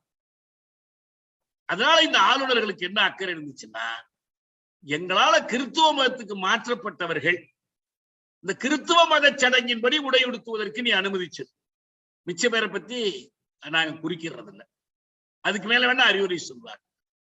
அதனால பிரித்தானிய அரசு அதை செய்யல. ஆனா நம்ம ஏற்கனவே ஒண்ணு சொன்னோம், கல்வி தொடர்பாக பேசும்போது முதலாக இந்தியாவில் கல்வி மறுக்கப்பட்ட மக்களுக்கு கல்வி உரிமையை கொண்டு வந்து சேர்த்தது அது பிரித்தானிய அரசு அல்ல, கிறிஸ்தவ மிஷனரிகள். ரெண்டையும் நாம் வந்து வித்தியாசப்படுத்தி பார்க்கணும். பிரித்தானிய அரசு செய்வது வேறு, கிறிஸ்தவ திருப்படியாளர்கள் அவங்கள பல பேர் வந்தாங்க, தமிழ் படிச்சாங்க, தமிழுக்கு தொண்டு செஞ்சாங்க, மக்களோடு வாழ்ந்தாங்க. இப்ப இதே இந்த பிரச்சனைகள் நடக்கிற காலத்தில் கால்டுவெல் அந்த நெல்லை மாவட்டத்துல தான் அங்கதான் இருக்காரு, அவர் பிஷப் தான். இன்னும் சில பேர் வந்து அவங்கவுங்க இடத்துல இந்த வேலையை செஞ்சாங்க. இன்னும் சொல்ல போனா இன்னொன்னு நம்ம ஞாபகம் வச்சுக்கணும், என்னன்னா இயேசு கிறிஸ்துவினுடைய தலைமைச் சீடர்களில் ஒருவராக இருந்த புனித தோமையர், செயின்ட் தாமஸ், அவர் முதலாக மதப்பரப்புரைக்கு இங்க வருகிறார். அவர் வந்து இறங்கிய இடம் கேரள கடற்கரை தான்.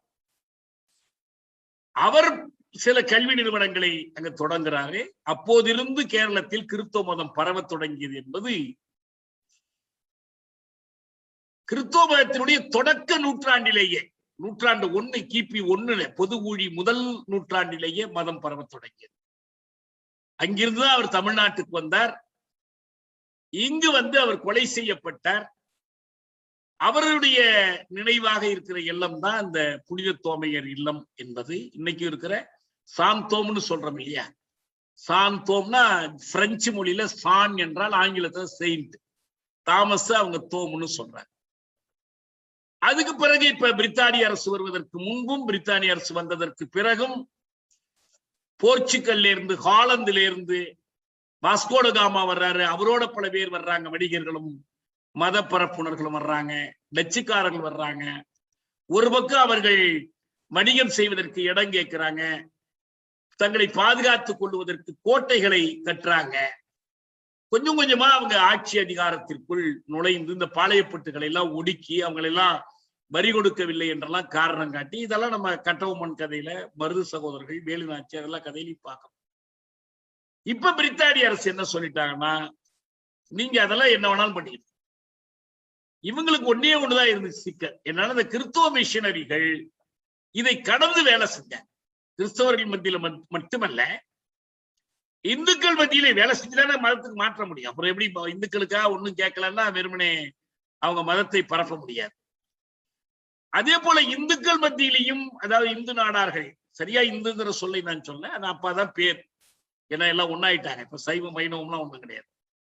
அவர்கள் மத்தியிலையும் உருவாகி பல பேர் வேலை செஞ்சாங்க. குறிப்பா அவர்கள் மத்தியில ஒரு பண்பாட்டு மறுமலர்ச்சி தோற்றுவிக்கப்பட்டது.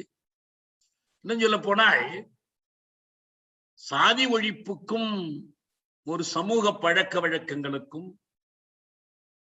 இருக்கிற தொடர்பு பற்றி ஒரு கேஸ் ஸ்டடி, நேர்வு ஆய்வு பண்ண வேண்டும் என்றால் அது நாடார் சமுதாயத்தினரிடையே போய் பண்ணணும்.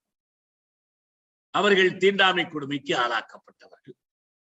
இவர்கள் எல்லாம் எழுதும் போது சாணான் சாணார்கள் என்றுதான் எழுதுறாங்க, ஆங்கிலத்தில் கூட எழுதுறாங்க.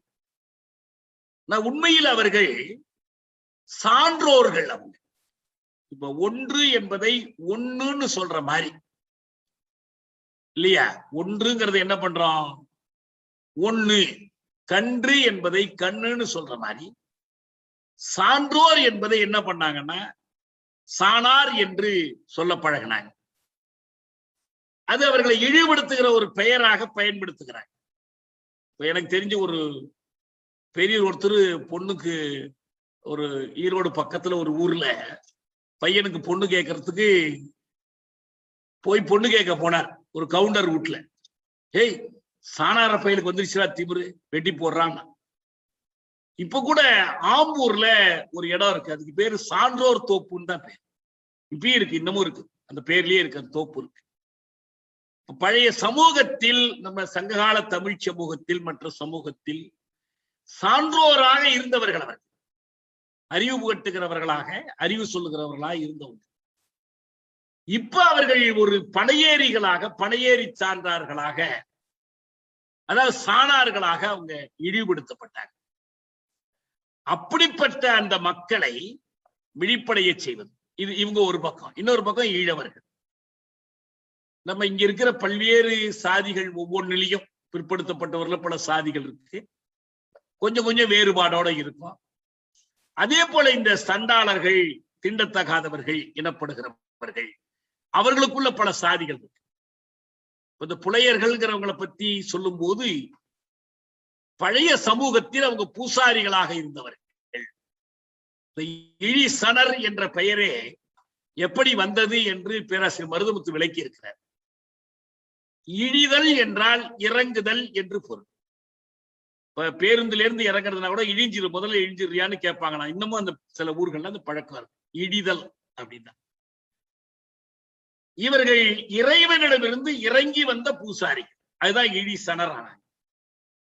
அது இப்ப இழிதல் என்பது இழிவாகி போய் இழி சணர் என்பது இழிந்த சாதியினர் என்று மாறி போச்சு.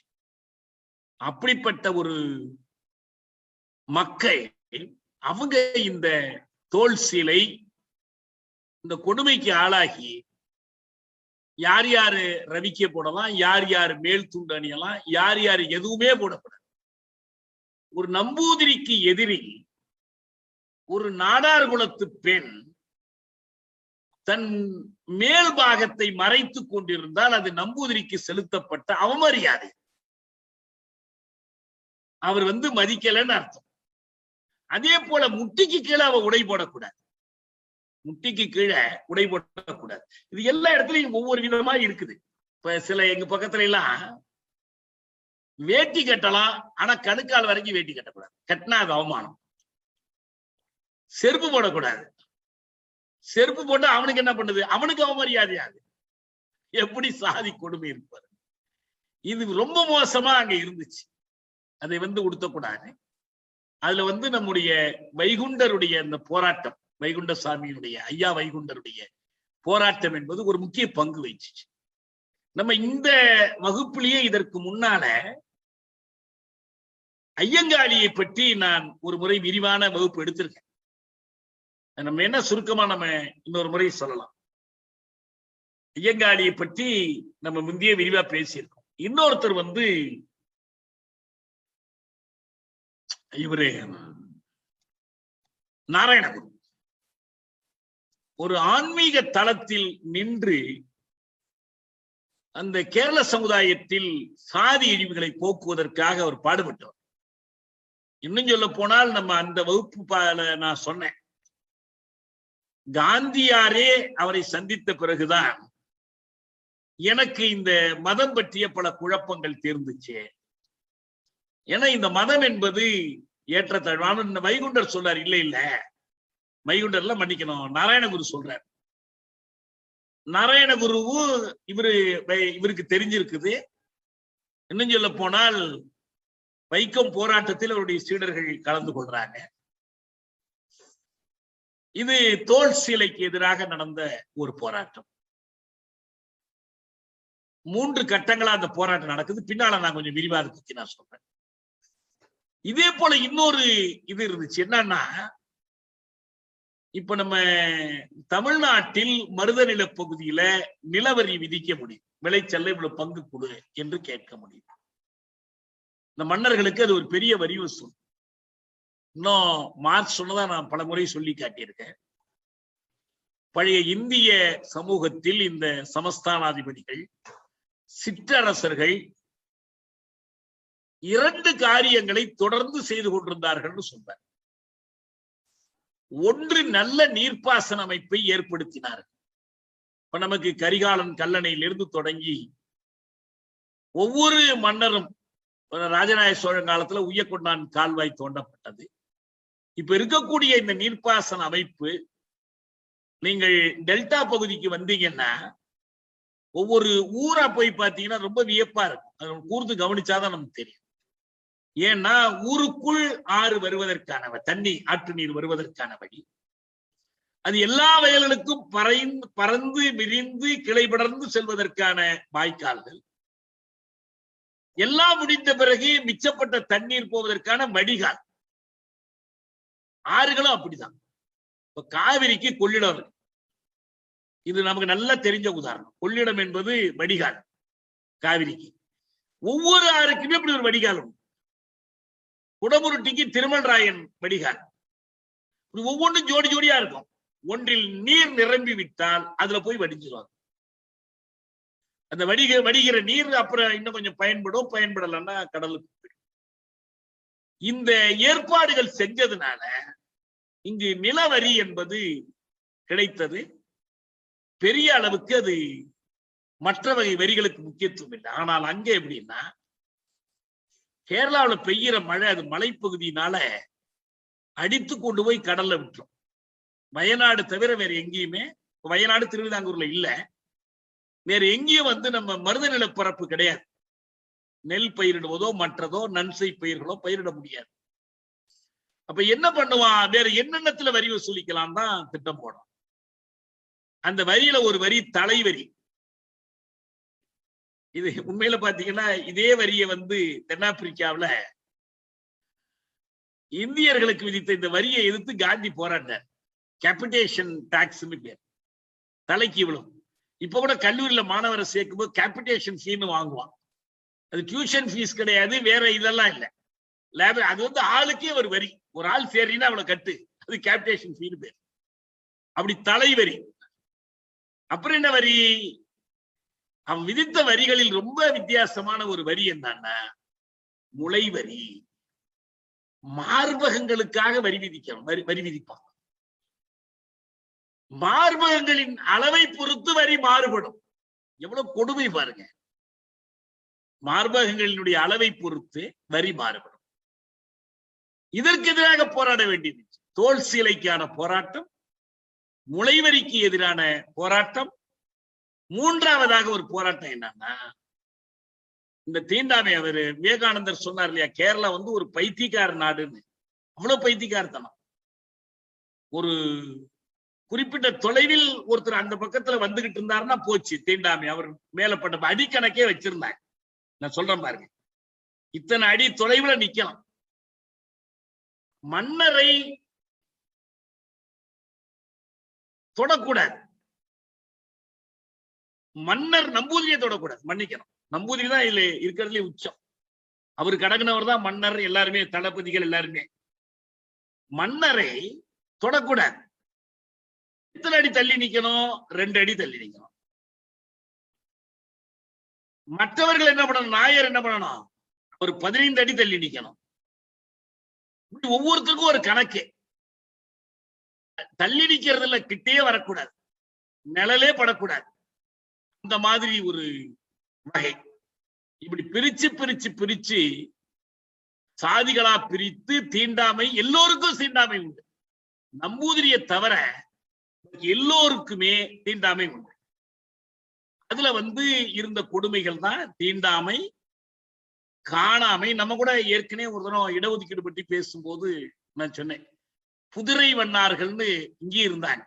இது கொஞ்சம் அந்த திருவிதாங்கூர் பகுதி பழக்கங்கள் என்பது திருவிதாங்கூரின் ஒரு பகுதியா இருந்த கன்னியாகுமரியிலும் எல்லையோரத்தில் நெல்லை வரைக்கும் இது இருந்துச்சு. இங்கெல்லாம் என்ன பண்றாங்கன்னு சொன்னா, இந்த பழக்க வழக்கங்களை வைத்துக் கொண்டு இதை மீறினா கடுமையான தண்டனைகள், அந்த கடுமையான தண்டனைகளின் அடிப்படையில் அவர்கள் தண்டிக்கப்படுறதுல இருந்து, அபராதம் வாங்குறதுல இருந்து, இதுதான் அரசாங்கத்தோட வருமானமே.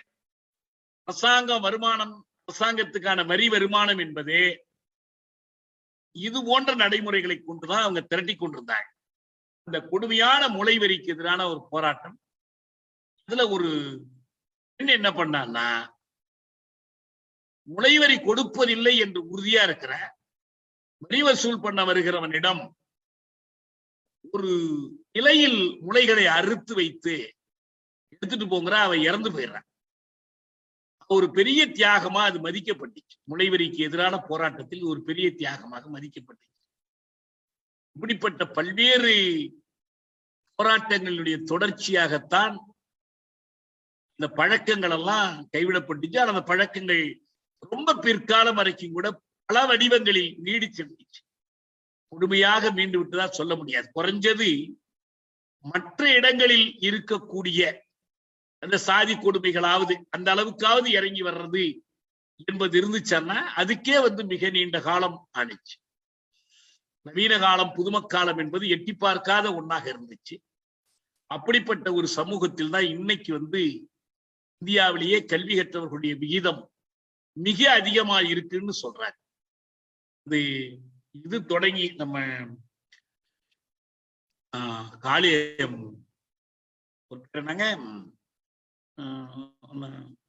நாராயணகுரு தொடங்கி பொதுவுடைமை இயக்கம் வரைக்கும் நடத்தி இருக்கக்கூடிய அந்த வைகுண்டர் உட்பட வைகுண்டர் உட்பட பல்வேறு சீர்திருத்தவாதிகள் தொடர்ந்து நடத்தி இருக்கிற போராட்டங்களுடைய ஒரு விளைவு.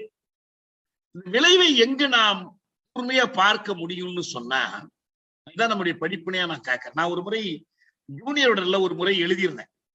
இந்த ஒரு நாடார் சமூகத்தினர் நம்ம இங்க தஞ்சை மாவட்டத்துல பல இடங்கள்ல தென்னந்தோப்புகள் வைத்திருப்பாங்க. அதுல நடந்த ஒரு கொலை சம்பவத்தை பற்றி நான் கம்பிக்கொல்லி செங்கல்ல எழுதினேன். எழுதும்போது அந்த நாடார் சமூகத்துக்கு சாதியில் எப்படி ஒரு தளர்வுகள் ஏற்படுறதுக்கான காரணங்களை பற்றி எடுத்து காட்டினேன். ஒன்று, சாதிக்கும் தொழிலுக்குமான உறவை அறித்தெறிந்தது. பணையேறுதல் தான் இந்த தொழில் என்பது மாறாக வணிகத்தில் ஈடுபட்டது, கல்வி கற்றது ஒன்று. இரண்டு, இடப்பெயர்ச்சி, அவரவருடைய இடத்தை விட்டு வேறு இடங்களுக்கு பெயர்ந்து சென்றது. மூன்று, அவர்களில் ஒரு பகுதியினர் செய்து கொண்ட அந்த மத மாற்றம். நான்கு, அவர்களுக்குள் ஏற்பட்ட ஒரு சமூக ஒத்துழைப்பு. இது ஒரு சோதனைக்காக, இது ஒவ்வொரு சமூகமுமே இதை சோதிக்கணும், இதை செய்ய முடியும். அப்ப என்ன பண்ணிட்டாங்கன்னா, அவங்க இதை எழுத வேண்டாம், இதை வெளியிட வேண்டான்ட்டார் அவர் ஜூனியரோட ஆசிரியர். ஏன்னா இது ஜாதி பத்தி எல்லாம் எழுதுறீங்க, சண்டை வந்துட போகுதுட்டார். ஏன்னா இன்னொரு சண்டை நடந்துச்சு, உங்களுக்கு எல்லாம் தெரியுமோ தெரியாது. குமுதத்துல சுஜாதா தோல் சீலை போராட்டம் பற்றி ஒரு தொடர் எழுத ஆரம்பிச்சார், ஒரு கதை மாதிரி. ரொம்ப ஆர்வமா நான் எல்லாம் படிச்சுக்கிட்டு இருந்தேன். ஒரு கட்டுரை தான் வந்துச்சு, ஒரே ஒரு அந்த தொடரினுடைய முதல் பகுதி மட்டும்தான் வந்துச்சு. பெரிய கலகம் பண்ண ஆரம்பிச்சுட்டாங்க. பூதத்தை வாங்கி எரிக்க கொள்ள என்ன கதை எங்க போகுதுன்னு அவங்க தெரிஞ்சுக்கிறதுலாம் இது பண்ணல. அதுக்கு ஒரு காரணம் இருந்துச்சு. ஏன்னா தினத்தந்தி குழு என்பது இதுக்கு போட்டியா இருந்துச்சு. அவங்க பார்த்தாங்க, இந்த செய்தியை பிரபலப்படுத்தினாங்க. சாதி இழிவுபடுத்தி எழுதிட்டான் பாரு, விடக்கூடாது, சுஜாதா விடாத, குமுதத்தை விடாத. குமுதம் பயந்து போய் நிறுத்திட்டாங்க, தொடர்ந்து நிறுத்திட்டாங்க. ஆனா அது வந்திருந்தா நல்லா இருந்திருக்கும். அவரே சொன்னார், நான் ஒரு கதையை தொடங்குறேன், அந்த பெண்கள் எப்படி இழிவுபடுத்தப்பட்டார்கள் முதல் கதையில சொல்றேன். அதன் சாதி இழிவுபடுத்துவதற்காக இல்ல, இந்த கொடுமையை மக்கள்கிட்ட முழுமையா கொண்டு சேர்க்கணும்னா என்ன நடந்துச்சோ அது சொல்லணும் அப்படின்னு சொன்னார். அது உருப்படியா இருந்திருக்கும், அதை பண்ணல. அதனால இந்த இதுவும் வரல. இப்ப நமக்கு அது போல சாதி ஒழிப்பு என்கிற இந்த போராட்டத்தினுடைய ஒரு கட்டத்தில் இந்த போன்ற சோதனைகளுக்கு கேரளம் என்பது நமக்கு ஒரு ஸ்டடி என்ன நடந்துச்சு என்று தெரிந்து கொள்வதற்கு இந்த ஒவ்வொரு போராட்டங்கள்ல ஒரு போராட்டம் தான். அதுக்காக தான் நான் சொல்ல வந்தேன். இந்த காணாமை, அணுகாமை, இதுல ஒண்ணு என்னன்னா அந்த தெருக்களிலே நடக்கக்கூடாது. அதாவது கோயிலுக்குள்ள போறது கட்டுப்பாடுங்கிறது ஒண்ணு, கோயிலை சுற்றி இருக்கிற தெருக்களில் நுழையக்கூடாது என்ற ஒரு தடை. அதற்கு எதிராகத்தான் வைக்கம் போராட்டம் நடந்தது. இந்த வைக்கம் போராட்டம் நம்ம எல்லோருக்குமே தெரியும். பெரியார் போய் அந்த போராட்டத்தில் கலந்து கொண்டு சிறைக்கு போனார். இதுக்கு முந்தி ஒரு முறை அதை பத்தி பேசியிருக்கிறேன். இன்னும் கொஞ்சம் விரிவா கூட அதை தெரிஞ்சுக்கலாம். நம்ம தமிழ்ல அதற்கான நூல்கள் நிறைய வந்திருக்கு. இன்னும் இவ்வளவு ஒண்ணு என்ன மறந்துடக்கூடாதுன்னா, வைக்கம் போராட்டத்தில் தந்தை பெரியார் கலந்து கொண்ட போது அவர் சுயமரியாதை இயக்கத்தை இன்னும் தொடங்கல. காங்கிரஸ் கட்சியினுடைய மாநில தலைவராக இருக்கிறார். சென்னை மாகாணத்தினுடைய தலைவர் அவர். அது அப்ப எல்லாம் தமிழ்நாடு வந்துச்சு. தமிழ்நாடு காங்கிரஸ் கமிட்டியினுடைய தலைவர். இந்த செய்திகள் கேள்விப்பட்டு இவரை கூப்பிடுறாங்க, நீங்க வாங்க இந்த போராட்டத்தில் வந்து கலந்துங்க என்று மற்ற பகுதிகளைச் சேர்ந்த காங்கிரஸ் தலைவர்களை அந்த வைக்கம் போராட்ட குழு கூப்பிடுது. உடனே போனார் பெரியார். ராஜாஜிக்கு ஒரு கடிதம் போட்டார், நான் இந்த வேலையை போறேன், நீங்க இந்த கட்சி வேலைகளை எல்லாம் நீங்க பார்த்து என்று சொல்லிட்டு அவர் போனார். இந்த வைக்கம் போராட்டத்தில் கிடைத்த வெற்றி என்பது அவரை எல்லா பக்கமும் அறிமுகப்படுத்தினது. அந்த போராட்டத்திற்கு பெரிய ஊக்கமாக அமைந்தது. கேரளத்தில் சாதி ஒழிப்பு போராட்டத்திற்கான அப்ப அந்த பகுதி முழுவதிலும் அவர் போய் கூட்டங்கள் பேசினாரு. நான் இப்ப கூட சொல்றது உண்டு, பெரியாரிடம் குற்றம் காண்கிறவர்கள் அவர் வைக்கம் வீரர் என்பதை மறுத்து குற்றம் காண முடியாது. எத்தனை குறை வேணாலும் சொல்லலாம். அந்த தீண்டாமை ஒழிப்பு, சாதி ஒழிப்பு, சாதி அழிவுக்கு எதிரான போராட்டம் என்பது சுயமரியாதை இயக்கமோ திராவிட இயக்கமோ தொடங்குவதற்கு முன்பே பெரியாரிடம் இருந்த ஒரு பண்பு. அதை மதிக்கணும் நம்ம. அதனுடைய தொடர்ச்சி பின்னால வந்த போராட்டங்கள். இன்னும் கூட ஒண்ணு என்ன சொல்லுவாங்கன்னா, பெரியாருக்கு கேரளா மேல ஒரு தனி பாசம் உண்டு. இந்த எல்லை பிரச்சனையின் போது கூட அதனால்தான் அவர் லேசா விட்டாரு. ஏன்னா கேரளாவில் நடந்த போராட்டங்கள் அவர் லீட் பண்ணது, கேரள மக்கள்கிட்ட போய் பண்ண பரப்புரை, அது எவ்வளவு சரியோ உண்மையோ. ஆனா அந்த போராட்டம் வைக்கம் போராட்டம் என்ற வைக்கம் போராட்டம், தோல்சீலை போராட்டம், முளைவெறிக்கு எதிரான போராட்டம், இப்படி பல்வேறு போராட்டங்கள் அந்த சமூகத்தில் ஒரு மாற்றத்தை தோற்றுவித்தன. இதான் நமக்கு முக்கியமா இங்க நம்ம தெரிந்து கொள்ள வேண்டியது. இப்ப இந்த பின்னணியிலிருந்து நாம் வந்து அதுக்கு பிறகு திருவிதாங்கூர் அரசு போய் எப்படி பிரித்தானிய அரசு ஆணிச்சு, என்ன பண்ணுச்சு என்பதை நாம அடுத்தடுத்து பார்க்கலாம். இந்த போராட்டங்கள் அனைத்தையும் இந்த பின்னணியில தான் அங்க புதுமை இயக்கம், புதுவுடைமை இயக்கம் வந்துச்சு. ஏன்னா மாநிலங்கள் அமைக்கப்பட்ட பிறகு, மொழிவை மாநிலம் அமைக்கப்பட்ட பிறகு 57 நடந்த முதல் பொது தேர்தலில் கம்யூனிஸ்ட் கட்சி அரசாங்கத்துக்கு EMS நம்பூதிரிப்பாட்டு வர்றார். அதாவது இதுக்கு முன்னால சாதியை கட்டியாண்ட நம்பூதிரிப்பாட்டுகள் வகுப்பிலிருந்தே ஒருத்தர் தலைவரா வர்றாரு. அவர் கொண்டு வந்த நிலச்சீர்திருத்த சட்டங்கள், அவர் கொண்டு வந்த மாற்றங்கள் நம்பூதிரி வகுப்பினுடைய முதுகெலும்பை முறித்தது. அவருடைய சொந்த வாழ்க்கையிலும் அவர் என்ன செய்தார் பல பேருக்கு தெரியாது. நம்பூதிரிப்பாட்டுன்னு பேர் வச்சிருக்கிறாரு. ஒரு நம்பூதிரி பெண்ணைத்தான் மணந்து கொள்வேன் என்று மணந்து கொண்டார். இதெல்லாம் அவருக்கு எதிராக சொல்லுவாங்க. இதெல்லாம் எப்படி தெரியும்னா, அவர் எழுதிய சொந்த வாழ்க்கை வரலாற்றில் இது எழுதியிருக்கார். ஏன் தமிழ்நாட்டில் மற்ற சமூகங்களில் அகமண முறையை மீறுவது கழகம் என்றால், நம்பூதிரி சமூகத்தில் புறவனத்தை எதிர்த்து அகமணத்தை நாடுவதே கழகம். இந்த வேறுபாட்டை புரிந்து கொள்ளணும். அவரை நம்பூதிரி சமுதாயம் நீக்கிடுச்சு, ஜாதியை விட்டு பிரஷ்டம் பண்ணிட்டாங்க. எப்பயோ பண்ணிட்டாங்க. ஏன் பண்ணாங்கன்னா, நிறைய நம்பூதிரி விதவைகளுக்கு அவர் திருமணம் பண்ணி வச்சார். நம்பூதிரிகளுடைய பழக்க வழக்கங்களை கடுமையா எதிர்த்தார். இந்த பழக்க வழக்கங்களை எதிர்ப்பதன் ஒரு தொடர்ச்சியாகத்தான் ஒரு முற்போக்கான ஒரு நம்பூதிரி குடும்பத்தில் இவர் இவ்வளவுக்கும் 4வது பிள்ளையோ 5வது பிள்ளையோ தான், இவருக்கு கல்யாணம் பண்ற உரிமையே கிடையாது. நம்பூதிரிகளின் சட்டப்படி அவருக்கு கல்யாணம் பண்ற உரிமை கிடையாது. ஆனா கல்யாணம் பண்ணி கொண்டாரு. ஒரு நாயர் பெண்ணை கல்யாணம் பண்ணிக்கல, இன்னொரு நம்பூதிரியுடைய பெண்ணை கல்யாணம் பண்ணிட்டார். சொத்து பறிச்சு கொடுக்க மாட்டாங்களே, எனவே அதையும் மீறினார். சொத்து கொடுக்கணும்னு கேட்டார். அந்த சட்டத்தை மீறி, ஜாதி சட்டத்தை மீறி சொத்தை பிடிவாதமா இருந்து வாங்கினார். பார்க்க போனா அவர் மேல வரதட்சணை குற்றத்திற்காக வழக்கு போடலாம். அது ஸ்திரீதனம், பெண்ணோடு கேட்கிற கொடையது, மகர் கொடையது. அந்த சொத்தை வாங்கி அப்படியே கட்சி கையில கொடுத்துட்டார். அவர் ஒண்ணும் ஒரு பைசா கூட எடுத்துக்கல. இதுக்கு அடிப்படையாக இருந்த ஒரு அமைப்பு யோகக்ஷேம சங்கம் என்ற ஒரு அமைப்பு, பட்டத்திரிபாடு தொடங்கின ஒரு அமைப்பு. அப்போ ஒரு இளைஞர் இந்த அவங்க நாடகம் போடுறாங்க, கலை நிகழ்ச்சிகள் போடுறாங்க, நம்பூதிரி அமைப்புக்குள் சீர்திருத்தங்களுக்காக போராடுறாங்க. அந்த வழியில் வளர்ந்துதான் அவர் பொதுமை இயக்கத்துக்கு வர்றாரு. இன்னும் சொல்ல போனால் நாராயண குருவால் ஈர்க்கப்பட்டு நாராயண குருவைத்தான் இந்த கேரளத்தினுடைய முற்போக்கு இயக்கத்தினுடைய நிறுவனராக அவர் இனங்காட்டுறார். அதனால இந்த செய்திகள் நிறைய இருக்கு. நம்ம இன்னைக்கு இதோட நிறுத்திக்கலாம்.